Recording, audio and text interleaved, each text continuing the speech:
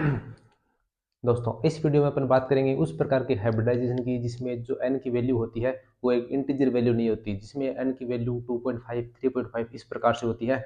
तो उस प्रकार के जो स्पीशीज होंगी उनका हाइब्रिडाइजेशन किस प्रकार से निकालेंगे। जैसे अपन जानते हैं कि CH3 रेडिकल मॉलिक्यूल है, जिसमें एक अपने पास फ्री रेडिकल है, एक सिंगल इलेक्ट्रॉन है। उसका अगर अपना ऑर्बिटल में देखें तो कौन से ऑर्बिटल में जाएगा, वो हाइब्रिडाइज ऑर्बिटल में जाएगा या अनहाइब्रिडाइज ऑर्बिटल में जाएगा, इसका अपन इस वीडियो में देखेंगे।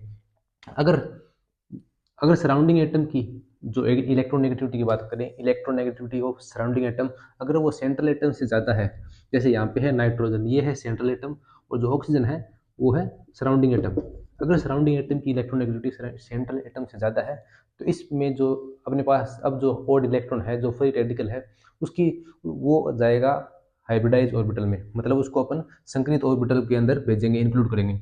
अब इसकी अगर हाइब्रिडाइजेशन की बात करें, एन की वैल्यू की बात करें, तो कुछ इस प्रकार से निकालेंगे। NO2 मॉलिक्यूल में तो सेंट्रल एटम की वैलेंस शेल में जो इलेक्ट्रॉन है पहले उसको लिखना है। तो नाइट्रोजन के वैलेंस शेल में टोटल 5 इलेक्ट्रॉन होते हैं। फिर उसके बाद में लिखना है कि वो सिंगल बॉन्ड से कितने इलेक्ट्रॉन से जुड़ा हुआ है, वैलेंस जो कोवलेंट बॉन्ड बना हुआ है उसमें। तो एक इससे भी, इसमें दोनों के दोनों इलेक्ट्रॉन नाइट्रोजन के हैं और ये डबल बॉन्ड ऑक्सीजन से जुड़ा हुआ है, तो एक भी सिंगल बॉन्डेड एटम नहीं है। तो इसके बाद में नहीं है तो इसके लिए अपन जीरो लिखेंगे, और उसके ऊपर कोई चार्ज नहीं है तो इसके लिए अपन जीरो लिखेंगे बाय 2। अपने पास n की वैल्यू आई है 2.5। अब इसकी अपन बात करेंगे कि इस 2.5 को अगर अपन 2.5 ही रहने देंगे या 2 करेंगे या 3 करेंगे। तो सराउंडिंग एटम की अगर सराउंडिंग एटम की इलेक्ट्रोनेगेटिविटी ज़्यादा है तो उस केस में अपन क्या करेंगे कि जो 2.5 वैल्यू आई है, जो भी अपनी वैल्यू आएगी उससे आगे वाली वैल्यू लिखेंगे, उससे आगे वाली इंटीजर वैल्यू लिखेंगे। तो 2.5 के बाद में जो इंटीजर वैल्यू आती है वो होती है 3, और 3 के लिए अपन जानते हैं कि उस प्रकार का हाइब्रिडाइजेशन sp2 प्रकार का हाइब्रिडाइजेशन होता है। अगर अपन बात करें ClO3 मॉलिक्यूल की, ठीक है, क्लोरीन के जो वैलेंस शेल में टोटल 7 इलेक्ट्रॉन होते हैं, 7 में से 6 तो उसने ऑक्सीजन के साथ double bond double bond double bond 3 oxygen के साथ ऐड हो गए, बाकी एक इलेक्ट्रॉन बचा जो कि फ्री स्टेट में है। अब इसका हाइब्रिडाइजेशन निकालें तो n is equal to 7, n is equal to 7 plus zero. Zero क्यों होता है, क्योंकि इसके ऊपर कोई भी सिंगल बॉन्डेड एटम से जुड़ा हुआ एटम नहीं है। तो 7 प्लस जीरो बाई 2, अपने पास वैल्यू है 3.5। अब अपन जानते हैं कि अगर सराउंडिंग एटम की इलेक्ट्रोनेगेटिविटी, यहाँ पे ऑक्सीजन और क्लोरीन की जो इलेक्ट्रोनेगेटिविटी की बात करें अपन, तो ऑक्सीजन की इलेक्ट्रोनेगेटिविटी क्लोरीन एटम की तुलना में ज़्यादा होती है। तो मतलब सराउंडिंग एटम की जो इलेक्ट्रोनेगेटिविटी है वो ज़्यादा है सेंट्रल एटम से।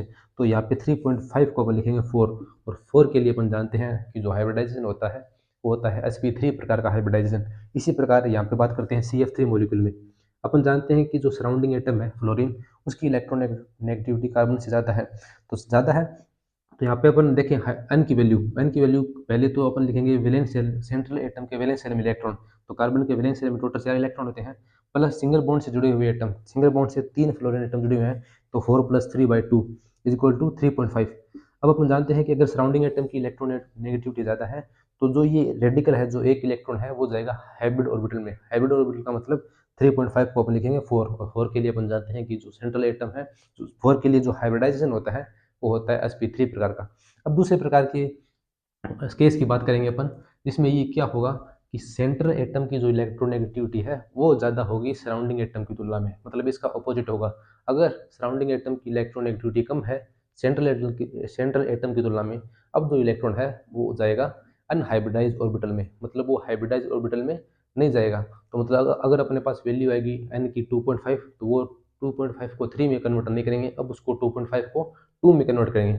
दूसरा केस ये है कि अगर सराउंडिंग एटम की इलेक्ट्रोनेगेटिविटी ज़्यादा है सेंट्रल एटम से, जो कि इस केस में है, लेकिन सेंट्रल एटम के ऊपर एक पूरा का पूरा लोन पेयर है, तो इस केस में जो अपने पास सिंगल एक इलेक्ट्रॉन है, वो अनहाइब्रिडाइज ऑर्बिटल में जाएगा, इसकी तरह हाइब्रिडाइज ऑर्बिटल में नहीं जाएगा, क्योंकि उसके पास अब लोन पेयर है। यहाँ पे लोन पेयर नहीं था, केवल और केवल सिंगल एक इलेक्ट्रॉन था। यहाँ पे हो सकता है 3 इलेक्ट्रॉन हो सकते हैं 5 इलेक्ट्रॉन हो सकते हैं। तो पहले अपन एक ही केस की बात करें, तो जिसमें केवल और केवल एक इलेक्ट्रॉन हो और सराउंडिंग एटम की इलेक्ट्रोनेगेटिविटी सेंट्रल एटम से कम हो।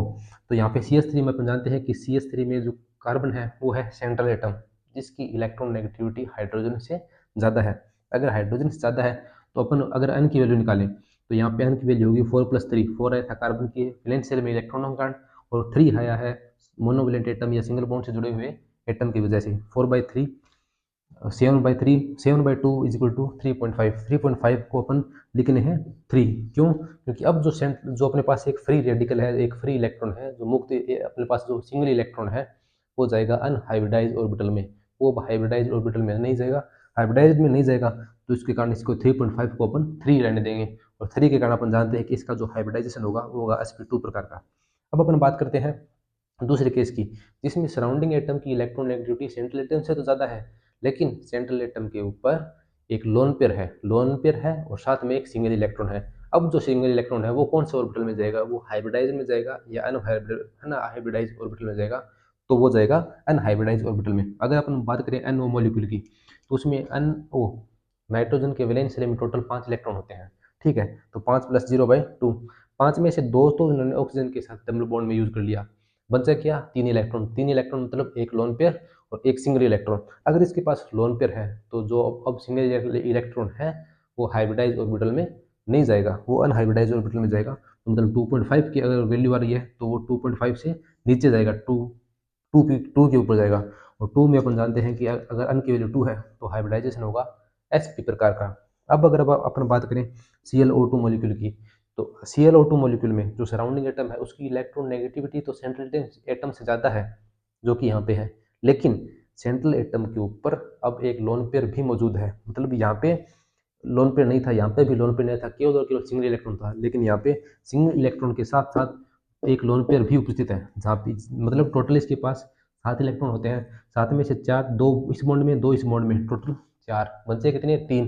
3 में एक तो सिंगल इलेक्ट्रॉन और एक लोन पेयर। अगर लोन पेयर है तो ये हाइब्रिडाइज ऑर्बिटल में नहीं जाएगा, मतलब n = 7/2 = 3.5, 3.5 है तो 4 में नहीं जाएगा, ये 3 में आएगा। और 3 में अपन जानते हैं कि जब इसका जो हाइब्रिडाइजेशन होता है वो होता है sp2 प्रकार का। ये अपने हाइब्रिडाइजेशन की वीडियो थी, इसमें ओड इलेक्ट्रॉन स्पीशीज की हाइब्रिडाइजेशन की बात की अपने।